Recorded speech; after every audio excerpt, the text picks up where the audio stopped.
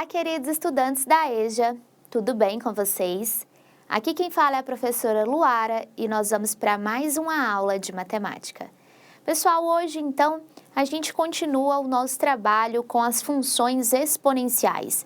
E aí na aula passada nós trabalhamos então com o gráfico dessa função exponencial, onde a gente analisou quando a função era crescente e quando ela decrescente. Hoje, então, a gente continua ainda finalizando essa análise em relação a esses gráficos da função exponencial e em seguida a gente fala sobre as nossas equações exponenciais. Tranquilo? Combinado? Então acompanha comigo na tela.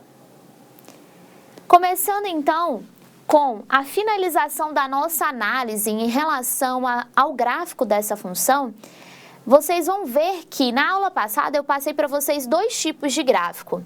E esses dois tipos de gráficos, eles possuem características que eram semelhantes. E essas características são, número 1, o gráfico que representa uma curva, de uma função exponencial, nunca irá interceptar o eixo x, pois essa função ela não possui raiz.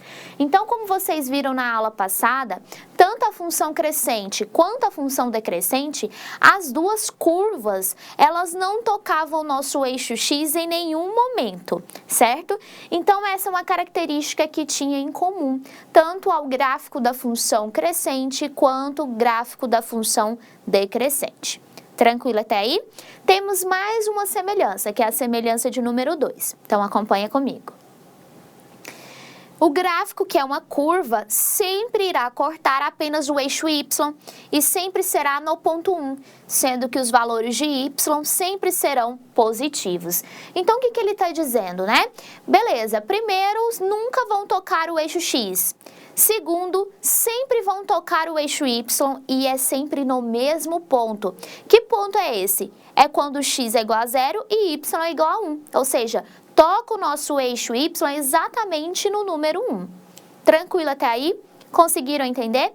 Temos mais uma semelhança também em relação a esses dois gráficos da nossa função exponencial. Então, acompanha comigo, vamos para a terceira. A terceira semelhança em relação a esses dois gráficos é que o domínio natural de cada função exponencial é menos infinito e mais infinito. E a imagem de f de x igual a elevado a x sempre será 0 e mais infinito, ou seja, um número positivo que tende a ir ao infinito.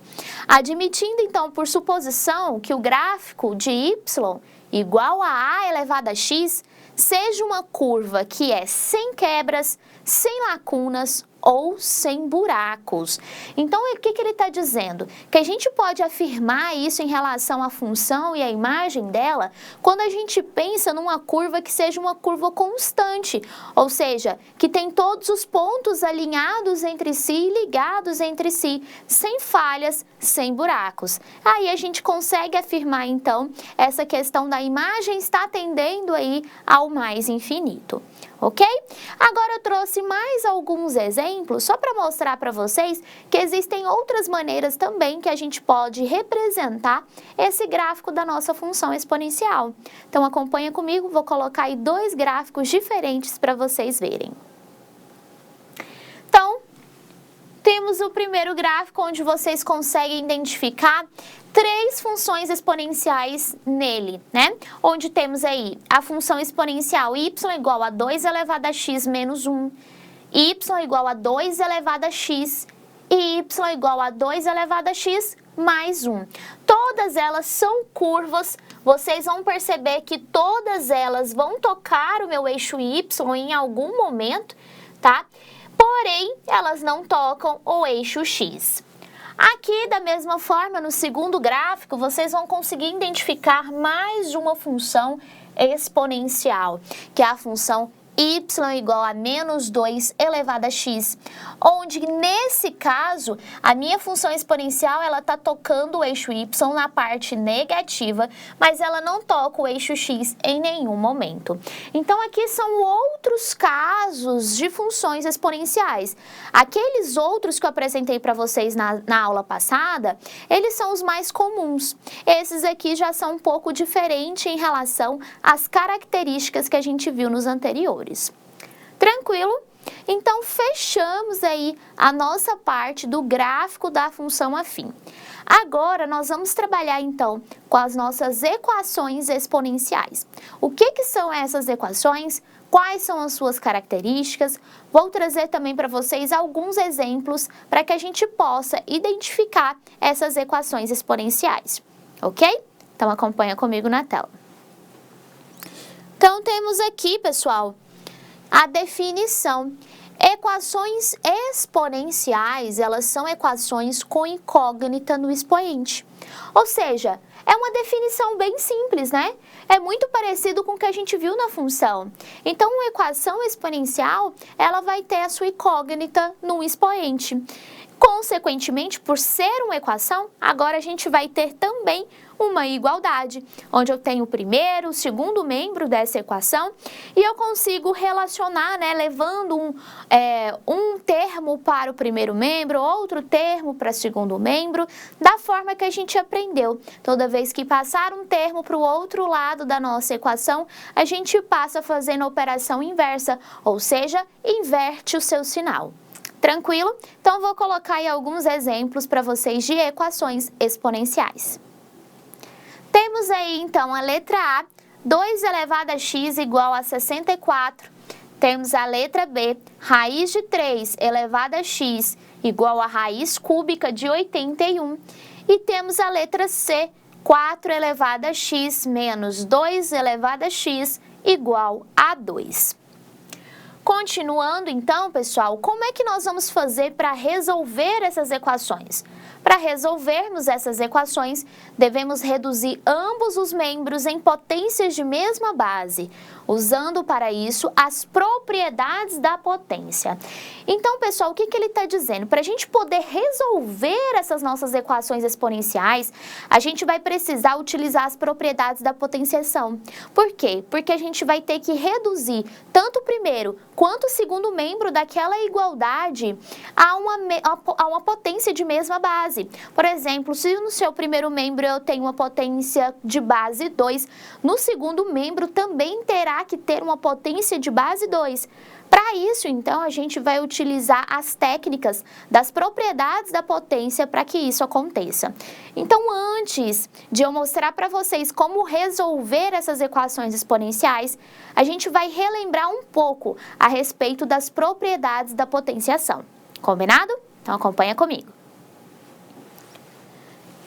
Só um lembrete, tá, gente? Esse material que eu tô passando agora em relação às propriedades da potenciação não está aí na sua apostila, não está no seu material. Então, é um material extra. Se vocês quiserem anotar no caderno, podem anotar, tá bom?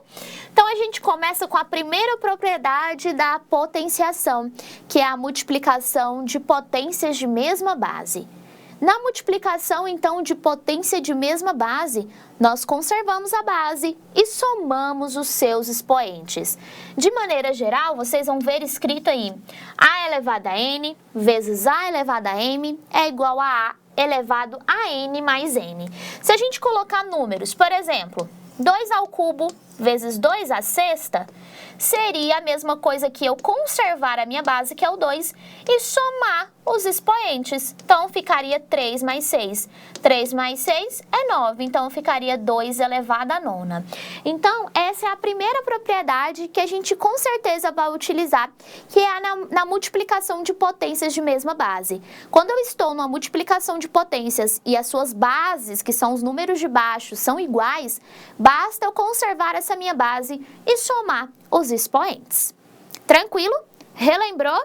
Então, vamos continuar fazendo o nosso lembrete com a próxima propriedade da potenciação. A próxima que nós temos aqui, muito importante também, é a divisão de potências de mesma base. Quando há, então, uma divisão de potências de mesma base, nós conservamos a nossa base e subtraímos os expoentes. Então, vocês vão ver aí, A elevado a N dividido por A elevado a M. Conserva a base, que é o A, e diminuo N menos M. Vamos colocar termos numéricos aí, ó. 3 elevado à quarta potência, dividido a 3 elevado à segunda potência. Eu conservo a base, que é o 3, e subtraio os expoentes, 4 menos 2. Então, ficaria 3 elevado a 2, ou ao quadrado, como a gente costuma dizer. Vejam, então, que é só a gente fazer a seguinte associação. Eu sei que a multiplicação e a potenciação, elas são a multiplicação e a divisão, desculpa, elas são uma inversa à outra, né? Ou seja, a multiplicação tem como inversa a divisão e a divisão tem como inversa a multiplicação. Se isso acontece, também vai acontecer em relação à propriedade da potenciação. Vocês viram, então, que na multiplicação de potências de mesma base, a gente somou expoentes. Já na divisão de potências de mesma base, a gente subtraiu os seus expoentes. Então, vejam que são as propriedades inversas, né? Multiplicação, propriedade inversa da divisão. Operação inversa da divisão. E a adição, operação inversa da subtração. Ok? Se você fizer essa associação, você consegue lembrar, então, duas propriedades da potenciação. Combinado? Tranquilo? E aí, pessoal, então na próxima aula eu já vou trazer outras propriedades da potenciação para a gente relembrar. Só vou colocar aí na tela para vocês agora de onde que eu tirei esse material da potenciação, tá? Para vocês procurarem aí se precisar. E por hoje é isso. Próxima aula a gente continua trabalhando com as nossas propriedades da potenciação. Combinado? Então por hoje é isso. Muito obrigada e até a nossa próxima aula de matemática. Tchau, tchau!